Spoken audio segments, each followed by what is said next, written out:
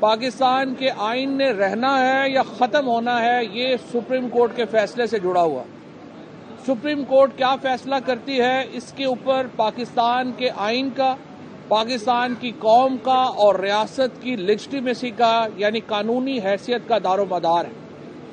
اگر ہم آرٹیکل 224 کو پر عمل درآمد نہ کرا سکے اور آرٹیکل 224 جو ہے وہ عملی طور کے اوپر کالعدم ہو گیا تو یہ پاکستان میں ایک نمائندہ حکومت کی جو بنیاد ہے وہ ختم ہو جائے گی اور پاکستان نامزدگیوں پہ چلے گا۔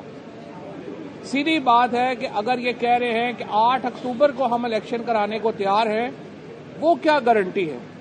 8 اکتوبر کا تو مطلب یہ ہے کہ اگست میں یہ حکومت چلی جائے گی اور نگران حکومت آ جائے گی۔ 3 مہینے میں کیا قیامت آ جائے گی پاکستان میں کہ ہماری معیشت بھی ٹھیک ہو جائے گی، ہماری سیکیورٹی سچویشن بھی ٹھیک ہو جائے گی، ہمیں پیسے بھی آ جائیں گے، سب کچھ ہمارا ٹھیک ہو جائے گا 3 مہینوں میں اور پھر یہ الیکشن کرا دیں گے۔ حقیقت یہ ہے کہ 3 مہینوں میں پاکستان کے جو چیلنجز ہیں ان میں اضافہ ہوگا۔